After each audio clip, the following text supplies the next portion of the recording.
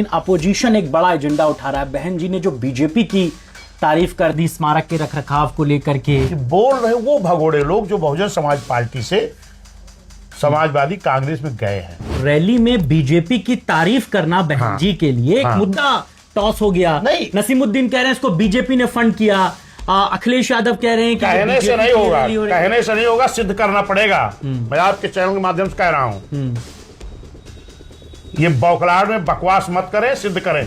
अभी एक ललितपुर का हमारा कार्यकर्ता हमारे व्हाट्सएप पे रसीद भेजा है और कहा नसीमुद्दीन को दिखा दो कि हम लोगों ने 100-200 रुपए चंदा लगा के बस लाई है, और इस तरह हमारे ऊपर आरोप न लगाएं।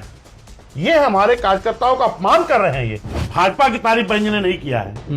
5 साल समाजवादी की भी सरकार रही, हम लोग आते थे इसी अंबेडकर पार्क खड़े होकर के हमको आंसू निकलता था। उस पार्क में अंधेरा दिखाई पड़ता था, लाइट नहीं जलती थी। सरकारी संपत्ति है, सरकारी संपत्ति की देख रेख करना उसका दायित्व, जिम्मेदारी बनती है।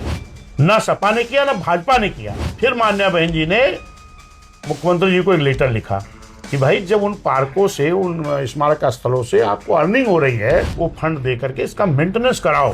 तो बहन जी ने उसी बात को कहा कि ना सपा ने 5 साल ध्यान दिया, ना भाजपा ने ध्यान दिया, लेकिन मेरे चिट्ठी के बाद जब मुख्यमंत्री योगी जी ने हमारे लेटर का संज्ञान में लेते हुए उन्होंने इस स्मारक स्थल को, पार्क को मेंटेनेंस कराया, इसके लिए मैं उनको धन्यवाद देती हूँ, न कि सरकार के कार्यों की।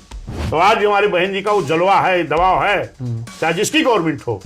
यंग तो खाली आकाश भाई हैं जिनकी उम्र अभी 29-30 साल है, बाकी 55-60 साल वाले टी शर्ट पर बनते रहे, उसको हम क्या कर सकते हैं। बहुत बधाई देता हूँ, धन्यवाद देता हूँ अपने कार्यकर्ताओं को कि पिछली 7 तारीख को जब मान्य बहन जी ने बुला के हम लोगों को कहा कि मानवर कांसीराम साहब की पुण्यतिथि पर सबको अपनी जेब का पैसा खर्च करके और इस कार्यक्रम को सफल करना है। और ये बात जा करके जो मुझे मानने जानने वाले हैं, मानवर साहब मानने जानने वाले लोग हैं, गांव स्तर पर जाके आप लोग बता दो कि सारे लोग अपनी जेब का पैसा खर्च करके मानव साहब पुष्प अर्पित करने के लिए और मेरे विचारों को सुनने के लिए आएंगे। एक दिन में 10-10, 12-12 मीटिंग में करता था गांव में जा करके।